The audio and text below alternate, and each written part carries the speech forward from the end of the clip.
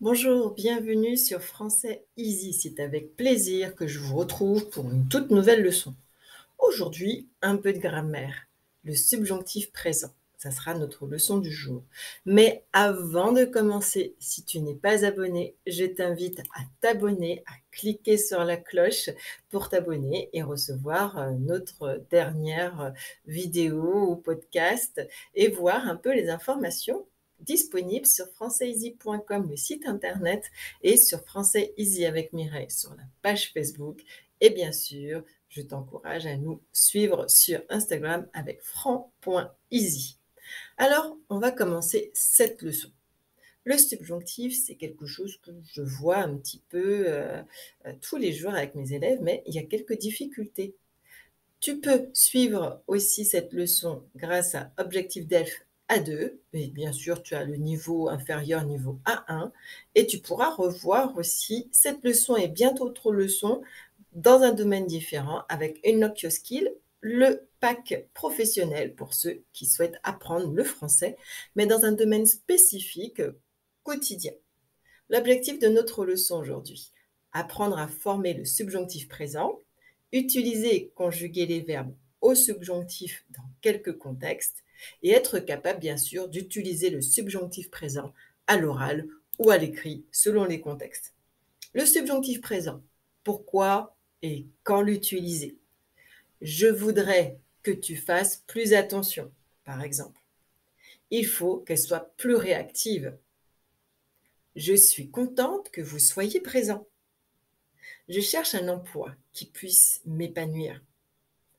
Là, quelques exemples pour que tu puisses voir l'utilisation du subjonctif. L'utilisation du subjonctif présent est fréquente après certains mots. Ici, quelques exemples. Que, QU apostrophe, quelque. Quelle que soit ta décision, nous te soutiendrons. Ou que tu sois, ils te retrouveront. Avant que ou bien que, ici un exemple avec avant que tu le saches, tu parleras bien français. Jusqu'à ce que, Paul t'aidera jusqu'à ce que tu saches marcher. Quoique, que, quoi que tu fasses, je serai là. Ce sont quelques exemples avec le subjonctif. Mais voyons un petit peu plus en détail. Pourquoi utiliser le subjonctif présent? Il exprime un ordre, une action qui aura lieu dans le futur, une condition, une incertitude ou une éventualité, la restriction, le regret, la volonté, la nécessité et bien sûr le refus, et un souhait. Pendant cette leçon, tu auras quelques exercices et aussi tu auras quelques exemples. N'hésite pas à faire stop. Si tu ne comprends pas tout, je vais essayer de parler le plus lentement possible, mais assez simple pour que tu puisses aussi suivre comme avec une personne native qui parle. Et aussi, tu peux faire stop et regarder les sous-titres. Tu as des sous-titres en différentes langues. L'utilisation et la définition. Le subjonctif présent ou le présent du subjonctif est un temps de verbe simple. Il fait partie du mode subjonctif.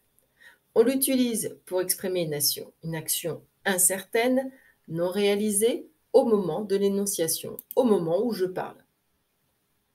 Ce qui est important aussi à retenir, le subjonctif présent sert aussi à la formation du subjonctif passé, bien sûr. À ce temps composé, le subjonctif présent est employé pour conjuguer les auxiliaires avoir et être. Quelques verbes possèdent un radical particulier dans leur conjugaison au subjonctif présent.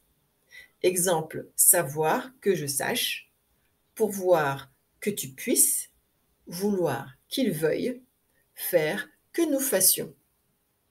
N'hésite pas à retrouver aussi la liste des verbes qui sont irréguliers au subjonctif. On continue avec les paramètres importants. Parfois, le subjonctif est obligatoire, mais dans certains cas, on peut employer soit le subjonctif, soit l'indicatif. Il est important de savoir reconnaître dans quelle situation le subjonctif est obligatoire. Il y a des particularités du subjonctif présent, bien sûr. Le subjonctif présent est souvent employé dans des phrases subordonnées. Tu en auras quelques exemples. Utilisez le subjonctif quand il y a deux sujets différents. Pour utiliser le subjonctif, vous devez avoir deux sujets différents dans votre phrase. Quand il n'y a qu'un seul sujet, vous devez utiliser l'indicatif, même si le verbe introducteur demande normalement le subjonctif. Exemple, je regrette d'être ici. Je regrette d'être ici. Dans cette phrase, il y a un verbe introducteur, regrette, regretter, qui exprime un sentiment. Mais il n'y a qu'un seul sujet, c'est le je. Le verbe introducteur est donc suivi de l'infinitif. Encore un autre exemple, je regrette qu'il soit ici. Il y a le même verbe introducteur, regrette, qui exprime un sentiment, mais ici, il y a deux sujets différents, le je et le il. Donc, le verbe introducteur est suivi du subjonctif. N'hésite pas à faire pause et moi, je continue. Pour exprimer un ordre, une obligation, on a vu qu'on utilise le subjonctif. Exemple, qu'il soit à l'heure pour la classe. Surtout qu'il vienne avec son passeport et son billet d'avion. Qu'il dépose les documents dans le bureau du directeur. Il faut que tu viennes immédiatement. Maintenant, le subjonctif pour exprimer une incertitude. Je doute qu'il ait réussi son examen de Delphes. Je ne pense pas qu'il soit prêt. Il est peu probable qu'il vienne ce soir. Il est peu probable qu'il vienne ce soir. On continue. Pour exprimer une action qui aura lieu dans le futur, exemple, il faut que je fasse mes devoirs. Là, maintenant, je ne les ai pas faits. Je vais les faire dans le futur. Mais attention, ne pas confondre le présent du subjonctif dans notre exemple avec le futur simple de l'indicatif dans la phrase suivante. Exemple ici, demain, je ferai mes devoirs. J'utilise du futur simple.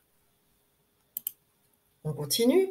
Pour exprimer un souhait, une volonté, j'aimerais qu'il vienne me voir dans mon bureau après la fête. Je voudrais que Paul soit fort et indépendant. Je veux que mes parents soient fiers de moi. Ici, pour exprimer un souhait, une volonté. On continue. Pour exprimer une condition, cette voiture est durable à condition que tu fasses l'entretien régulièrement au garage. La condition, c'est la condition que tu fasses l'entretien régulièrement. Ce gâteau est très onctueux, à la condition que tu fouettes vigoureusement la pâte pendant la préparation. Ici, tu vois qu'on exprime une condition. On continue maintenant dans une phrase subordonnée. Exemple, j'aimerais que tu fasses plus d'efforts en classe. Elle viendra à condition que tu t'excuses. Il ne veut pas que tu ailles seul dans la rue le soir. Il faut que tu sois attentif et persévérant dans tes études pour réussir. Ici, ma phrase subordonnée implique le subjonctif. Alors, juste un petit flashback. La condition, la subordonnée, tout est dit. Quand ne pas utiliser le subjonctif? Alors, si tu n'arrives pas encore à t'habituer et comprendre quand l'utiliser, voilà quelques règles où il ne faut pas l'utiliser. La conjonction après que est suivie d'un indicatif et non pas d'un subjonctif présent. Le médecin est reparti après qu'il a examiné le patient. Beaucoup de natifs font l'erreur encore. Les verbes décider et espérer sont suivis d'un indicatif, même s'ils expriment une opinion. J'ai décidé qu'il aura sa place parmi nous, futur simple. J'espère qu'il pourra venir nous voir à la maison, du futur simple. On continue. En conclusion, j'espère que tu as bien lu, bien pratiqué, bien reprononcé tous les exemples que nous avons vus. N'hésite pas à faire pause, à revoir les différents contextes d'utilisation du subjonctif et où on n'utilise pas aussi le subjonctif. Donc pour conclure, le subjonctif est le temps du doute, de l'incertitude et de l'éventuel. La possibilité de quelque chose ou que quelque chose se fasse. Dans certaines conditions, dans certaines structures, on peut utiliser indifféremment l'indicatif et le subjonctif. Parfois, certains verbes acceptent les deux modes indicatif ou subjonctif afin de changer le sens. Donc, sois vigilant et surtout révise et pratique. Tu as quelques exemples dans cette leçon, évidemment, mais il y a plein d'autres possibilités. Utilise les structures pour former le subjonctif dans ton quotidien et essaie de t'entraîner. On continue, j'espère que tu as bien compris. Si ce n'est pas le cas, voyons ce petit exercice. Nous aimerions que les choses sont ou soient fluides. À toi de chercher. Il ne faut pas que tu as ou que tu aies de la peine. J'attends ta réponse. Je pense qu'elles sont arrivées ou qu'elles soient arrivées. Il est possible que je suis ou que je sois un peu en retard au travail. Ta réponse. Je suis sûre qu'il réussisse son examen d'ELF B2. Elle n'est pas certaine qu'il soit là pour son anniversaire. Ta réponse. Tu peux faire pause, réfléchir et donner ta réponse. N'hésite pas aussi à mettre ta réponse, si tu veux, dans la barre d'outils juste en bas et me donner aussi tes commentaires. Est-ce que tu as bien compris? On continue l'exercice. J'attendrai jusqu'à ce qu'elle revienne me voir. Ta réponse? Il ira au ciné quand ses parents arriveront ou arrivent. Il a réussi, non qu'il a beaucoup travaillé ou non qu'il ait beaucoup travaillé, mais il a eu de la chance. Je sais conduire bien que je n'ai ou bien que je n'ai AIE, pas le permis moto. J'espère que tu as bien travaillé pour ces exercices. Tu as les réponses ici en vert et c'est à toi de voir si tu as tout bon ou tout faux. Ce n'est pas grave si c'est tout faux. Tu peux encore pratiquer. Liste des verbes irréguliers au subjonctif. Aller, voir, avoir, savoir, pouvoir, être, vouloir, faire, falloir, pleuvoir, valoir.